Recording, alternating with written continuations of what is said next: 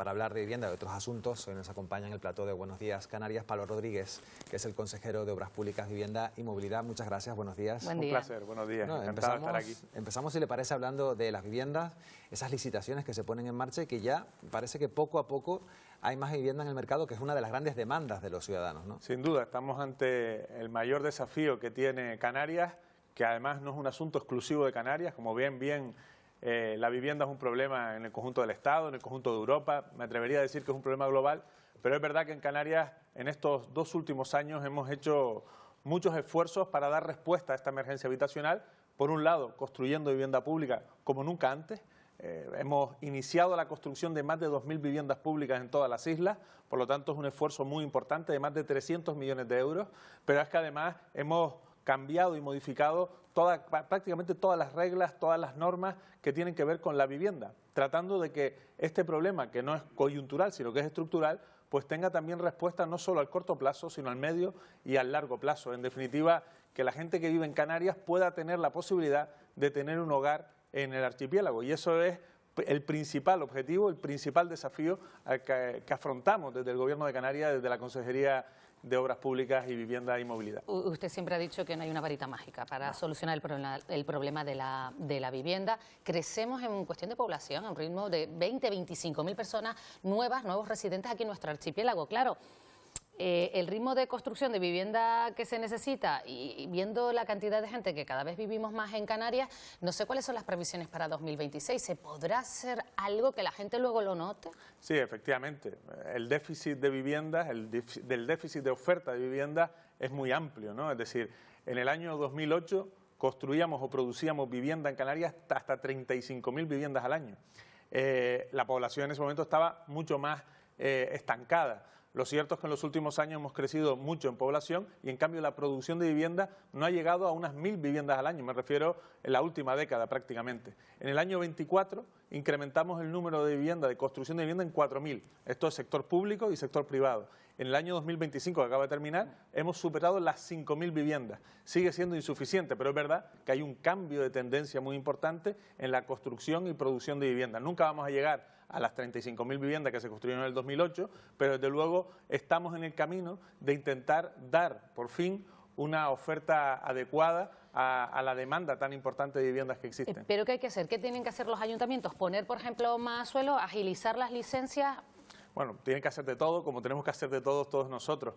Es decir, la solución no es exclusivamente pública. Es decir, el sector público tiene que construir vivienda como estamos haciendo, construyendo más de 2.000 viviendas públicas. Pero también es importante que el sector privado vuelva a construir vivienda, tanto vivienda protegida como vivienda libre, porque hace falta toda tipología de vivienda. Cuando un médico no encuentra vivienda para ir a trabajar a Lanzarote, no está solicitando una vivienda pública, está solicitando una vivienda. Y eso también tenemos que ofertarlo. Y para eso es importante la agilización de las licencias, que es algo que nosotros aprobamos el pasado año en un decreto urgente que pusimos en marcha, precisamente para que los ayuntamientos tuviesen herramientas para agilizar, por ejemplo, la obtención de licencias urbanísticas. ¿Y qué herramientas tienen, por ejemplo, los ciudadanos que quieren alquilar? Porque también se habla mucho de la compra de vivienda, pero para los alquileres, que están desorbitados también, el Gobierno, el Ejecutivo, no sé, que se ha planteado deducciones también fiscales para, por ejemplo, las personas que ponen un piso en alquiler.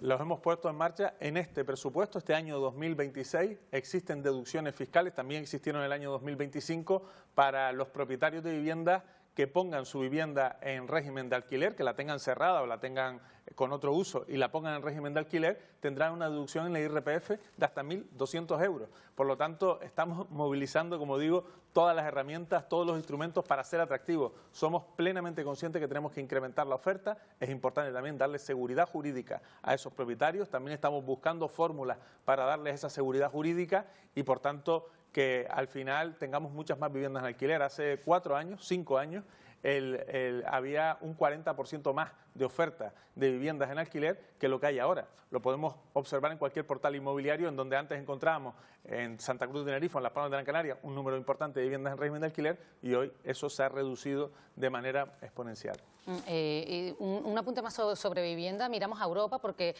se ha hablado, ustedes insisten en Europa en que hay que limitar la compra de vivienda por parte de extranjeros que no vayan a residir. El Gobierno estatal también habla de limitar la compra a los que no vayan a vivir en ella. ¿Eso qué recorrido tiene? Porque legalmente ya nos han dicho algunos expertos que a ver si se puede, ¿no? Porque estamos en la Unión Europea y eso no se negoció cuando en los inicios, ¿no? Sí, estamos convencidos de que tiene recorrido y que es posible. Si no, no iniciaríamos este camino, un camino sin fin. Pero estamos convencidos que es posible. ¿Por qué es posible? Por nuestra condición de región ultraperiférica y precisamente la consideración que tiene el Tratado de Funcionamiento de la Unión Europea a través del artículo 349 a las regiones ultraperiféricas, que dice que las directivas y las normas comunes de la Unión Europea pueden tener excepciones precisamente en las regiones ultraperiféricas. Y ese es precisamente el camino que estamos emprendiendo, que se ha sumado el Estado y que es una buena noticia que el Estado se haya sumado a la propuesta del Gobierno de Canarias y que tiene un impacto real. Es decir, 1/3 de las viviendas en Canarias la han adquirido en los últimos años extranjeros no residentes.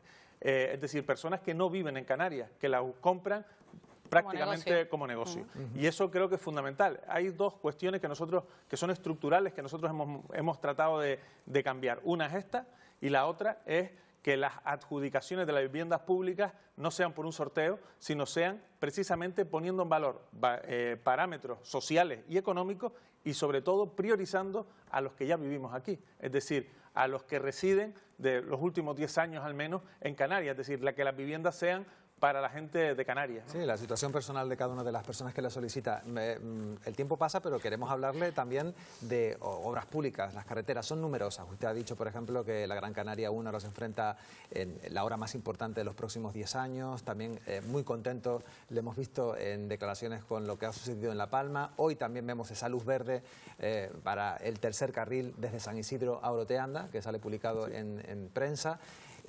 Hablando en general, pues muchas licitaciones que están saliendo para mejorar las carreteras, ¿no? Bueno, en estas últimas, me atrevería a decir, semanas, hemos dado un impulso muy importante a la obra pública y a la licitación de obra pública. Concretamente hemos licitado en torno a 400 millones de euros de obra pública, algo que no tiene muchos precedentes a lo largo de nuestra historia reciente y que precisamente van a suponer pues la mejora de infraestructuras que llevábamos años y años hablando de ellas, pero que es verdad que no se habían actuado sobre ellas. Y me refiero a la autopista del norte de Tenerife, a la TF5, me refiero a la autopista de Gran Canaria, la Gran Canaria 1, la que une Las Palmas con el sur, me refiero también a otras obras como puede ser en La Palma o en la isla de Fuerteventura, obras que llevamos muchos años hablando, es decir, todos éramos conscientes de la necesidad de obras o de ampliar la capacidad de la vía en la autopista del norte de Tenerife desde hace muchísimos años, todos estábamos absolutamente convencidos de también la necesidad en la Gran Canaria 1, pero nunca habíamos actuado. Y por fin hay obras, están en la plataforma de contratación, están las empresas presentando sus ofertas y podremos adjudicarlas y por tanto podremos iniciar